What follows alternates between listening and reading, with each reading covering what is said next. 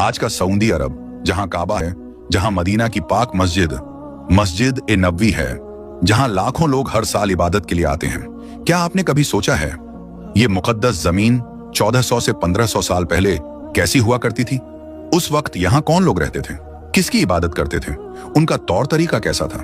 और फिर हजरत मोहम्मद मुस्तफा सल्लल्लाहु अलैहि वसल्लम के आने से पहले का वो जाहिलियात भरा दौर कैसा था? इन सवालों का जवाब पाने के लिए हमें थोड़ा नहीं बहुत पीछे जाना होगा।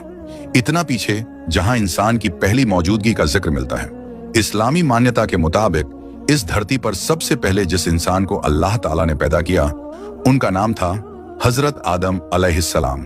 मुसलमान सिर्फ उन्हें पहला इंसान नहीं मानते बल्कि अल्लाह के पहले नबी का भी दर्जा देते हैं। यहूदी और ईसाई धर्म में भी उन्हें एडम के नाम से जाना जाता है।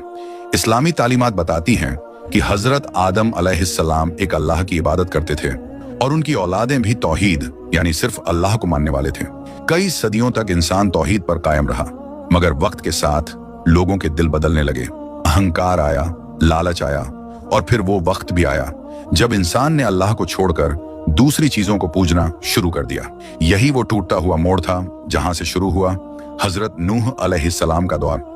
हजरत आदम अलैहिस्सलाम की तरह ही हजरत नूह अलैहिस्सलाम को भी इस्लाम ही नहीं बल्कि यहूदी और ईसाई मजहबों में भी बेहद अहम मुकाम हासिल है। याद रखिए, यही वो नबी हैं जिनके दौर में अल्लाह ने एक भयानक तूफान भेजा था। ऐसा तूफान जिसने सब कुछ तबाह कर दिया सिवाय उन लोगों के जिन्हें हजरत नूह अलैहिस्सलाम ने अल्लाह के हुक्म से बनाई गई एक बड़ी कश्ती में सवार किया था। ये कश्ती और तूफान का वाकया इतना मशहूर हुआ कि आज भी दुनिया भर, खासकर वेस्टर्न देशों में इस पर कई फिल्में और सीरीज बन चुकी हैं।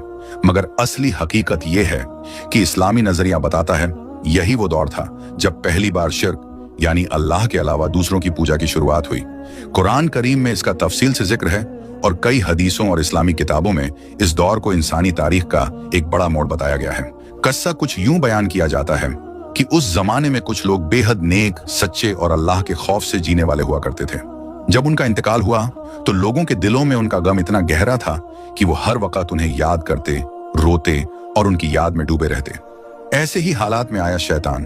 उसने लोगों के जज्बात से खेलते हुए एक बात सुझाई कि क्यों न इन नेक लोगों की याद में उनकी मूर्तियां, स्टैच्यूज बना ली जाए ताकि जब उन्हें देखा जाए तो दिल में नेक बनने की तड़प जागे। लोगों ने सोचा बात बुरी तो नहीं है और यहीं से शुरू हुई एक खामोश फिसलन। पहले उन्होंने इन मूर्तियों को सिर्फ यादगार समझा, मगर वक्त गुजरता गया और आने वाली नस्लों ने उन मूर्तियों को इबादत का जरिया बना लिया। यहीं से हुआ शिर्क का पहला आगाज। इंसान ने पहली बार अल्लाह के साथ किसी और को पूजना शुरू किया।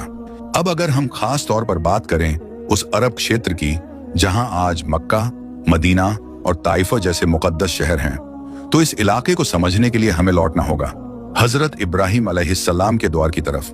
यही वो इब्राहिम अलैहिस्सलाम हैं जिन्हें यहूदी, ईसाई और मुसलमान तीनों ही मजहबों में बेहद ऊंचा मकाम हासिल है। पश्चिमी दुनिया उन्हें अब्राहम के नाम से जानती है।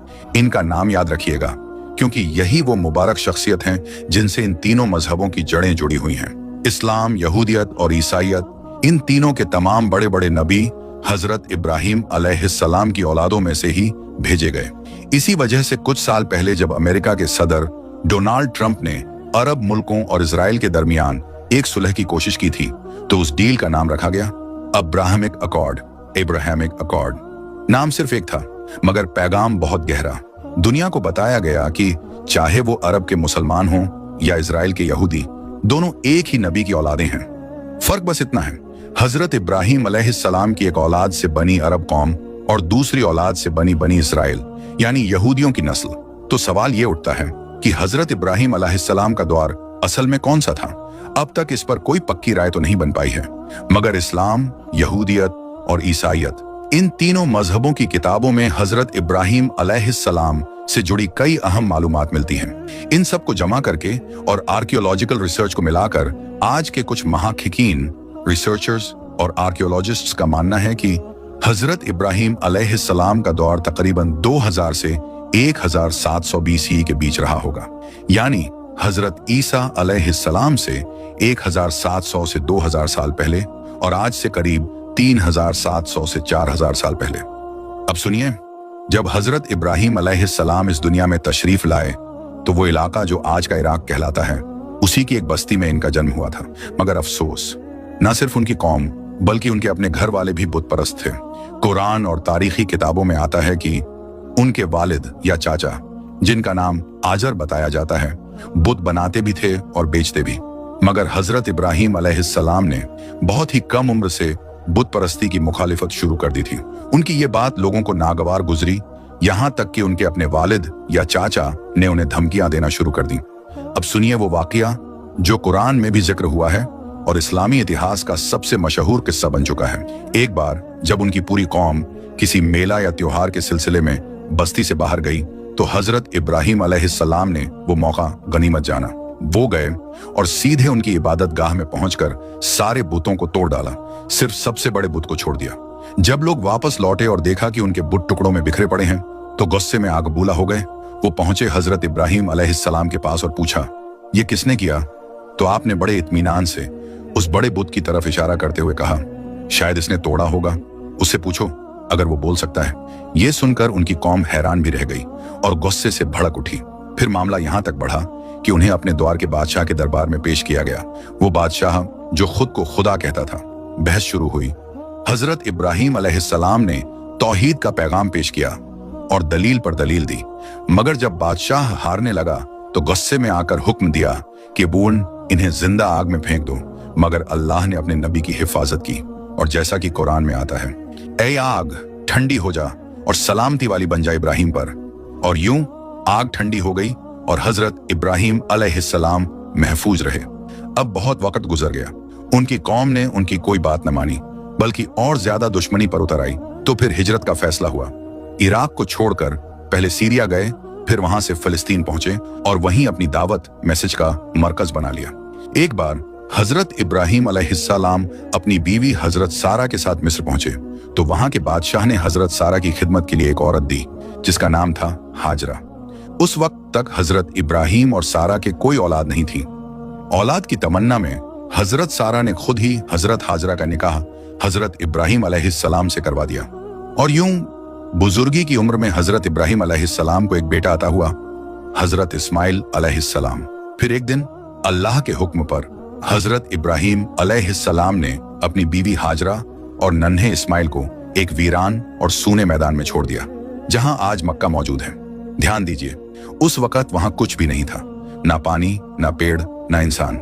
जब तपते रेगिस्तान में नन्हे इस्माइल अलैहिस्सलाम को प्यास लगी तो मां हाजरा ने पानी की तलाश शुरू की। वो बेचैनी में सफा और मरवा नाम की दो पहाड़ियों के दरमियान 7 बार दौड़ी, इसी उम्मीद में कि कहीं से पानी मिल जाए। और फिर एक करिश्मा हुआ। नन्हे इस्माइल के कदमों के पास से एक चश्मा फूटा जिसे आज दुनिया झमझम के नाम से जानती है। और दोस्तों, यहीं से एक नई कहानी शुरू होती है। आज भी वहीं से, उसी मुकद्दस जगह से झमझम का पानी निकल रहा है जो हजारों साल पहले अल्लाह की रहमत के तौर पर फूटा था। कुछ वक्त के बाद एक कबीला जिसका नाम था बनु जुहम वहां से गुजरा। उन्होंने जब वहां पानी का चश्मा देखा तो हैरान भी हुए और मुतासिर भी।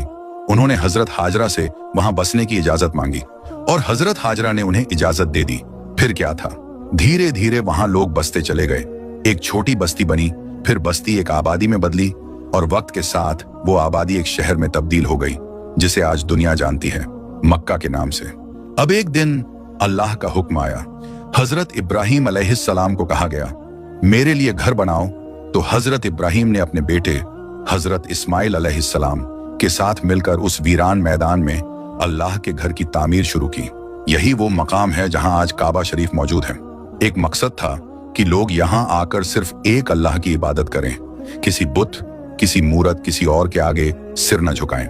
हजरत इब्राहिम और हजरत इस्माइल अलैहिस्सलाम के दौर में वहां के तमाम लोग तौहीद पर थे।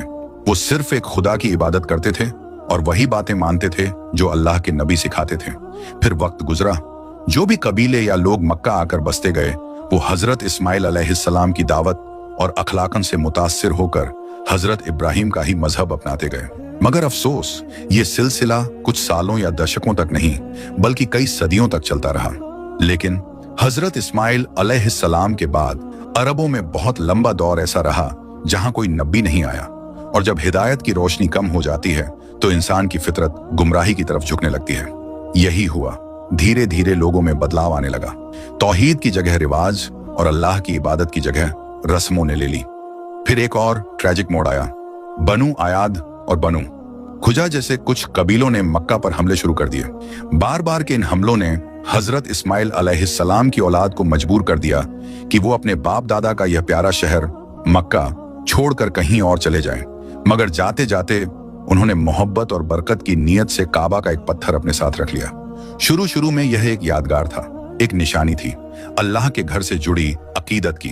मगर वक्त बीतता गया और इंसानों की फितरत बदलती रही। जो पत्थर कभी सिर्फ मोहब्बत का था, अब वही पत्थर उनका माबूद बन गया। उन्होंने उसी की पूजा शुरू कर दी और इस तरह अरबों में बुत परस्ती की शुरुआत हो गई। लेकिन दोस्तों, ये एक आम तब्दीली थी।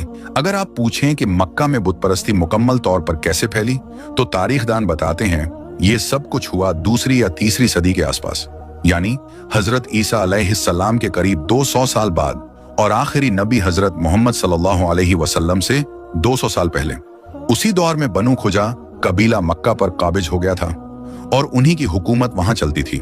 अब इस कहानी में दाखिल होता है एक ऐसा किरदार जिसने अरब की रूह में शिर्क का जहर घोल दिया। उसका नाम था अम्र बिन लुहई। यह शख्स कोई आम इंसान नहीं था।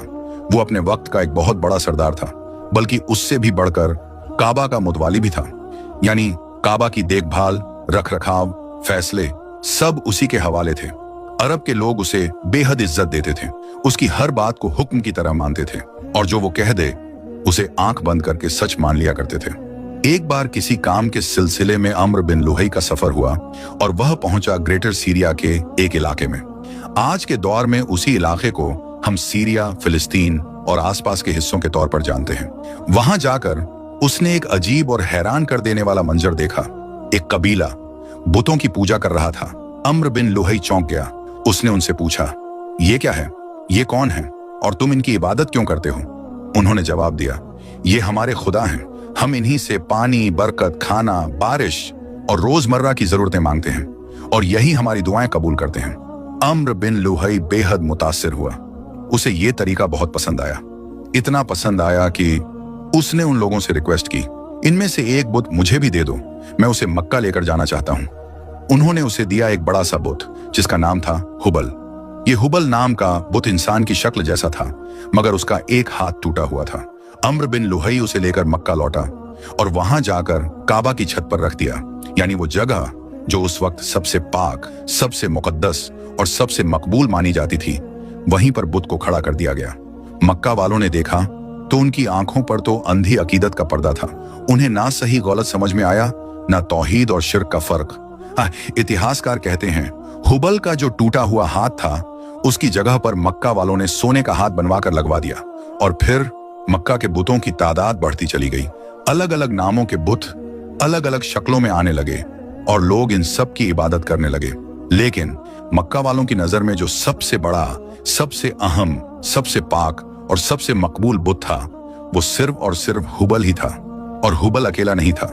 इस्लाम से पहले के दौर में कुछ और मशहूर बुत भी थे।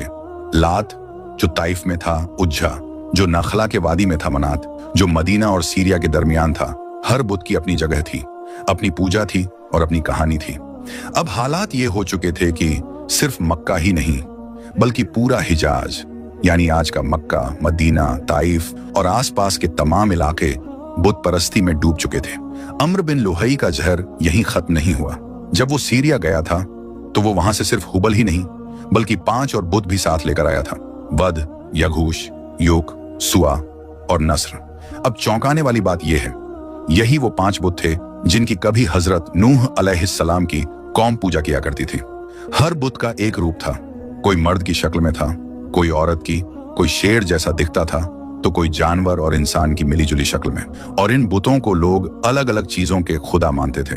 कोई मोहब्बत का खुदा, कोई ताकत का, कोई दौलत का और कोई जीत या बरकत का। और यूं जिस जमीन पर तौहीद की बुनियाद रखी गई थी उसी जमीन पर शिर्क का किला खड़ा कर दिया गया। मगर अब सुनिए, उस अम्र बिन लुहई ने जब इन बुतों को लेकर सीरिया से मक्का की तरफ लौटना शुरू किया तो रास्ते में जद्दा के इलाके में आकर उसने एक अजीब हरकत की। उसने उन बुतों को वहीं जमीन में दफना दिया और मक्का वापस जाकर लोगों से कहा, मेरे कंट्रोल में एक जिन्न है, उसी जिन्न ने मुझे बताया है उन ताकतवर बुतों के ठिकाने के बारे में जिनकी इबादत कभी हजरत नूह अलैहिस्सलाम की कौम किया करती थी। अब आप सोचिए, जब मक्का के लोगों ने यह सुना तो उनकी आंखें हैरत से चौड़ी हो गईं। अम्र बिन लुहई फिर कुछ लोगों को साथ लेकर उसी जगह पहुंचा। जमीन खोदी और जैसे ही उन्होंने बुतों को वहां से निकाला, लोग दंग रह गए। ये वही पुराने बुत थे, वद, यघूश, यौक, सुआ और नस्र। फिर क्या था, इन बुतों को भी मक्का लाकर काबा के अंदर रख दिया गया। अब हुबल के साथ साथ इनकी भी इबादत होने लगी। याद रखिए, काबा हमेशा से एक मुकद्दस जगह थी। हजरत इब्राहिम अलैहिस्सलाम के जमाने से ही अरब के लोग दूर दराज से हज करने आते थे, तवाफ करते थे, दुआएं मांगते थे। मगर अब जब वो लोग मक्का आते तो काबा में बुतों को देखकर हैरान भी होते और कई बार बहुत ज्यादा मुतासिर भी हो जाते। तो जब वो लौटते तो उन्हीं बुतों की कॉपी बनवाकर अपने साथ ले जाया करते थे। और ऐसे बुत परस्ती का यह वायरस सिर्फ मक्का में नहीं रुका, बल्कि पूरे अरब में फैल गया। अब मक्का में बुत बनाना एक ट्रेंड बन चुका था। नए नए नामों के साथ मशहूर बुत बनाए जा रहे थे और हर कबीला, हर इलाका अपने अपने बुतों की इबादत में मसरूफ हो गया था। लोग इन बुतों का तवाफ करते, सजदा करते, इनसे फरियादें करते, यहां तक कि उनकी कमाई, व्यापार, खेती, जानवरों से मिलने वाला फायदा, हर चीज का एक हिस्सा इन बुतों के लिए नजर किया जाता था। और यूं यह सिलसिला सदियों तक चलता रहा, यहां तक कि इस्लाम का सूरज उगने वाला था।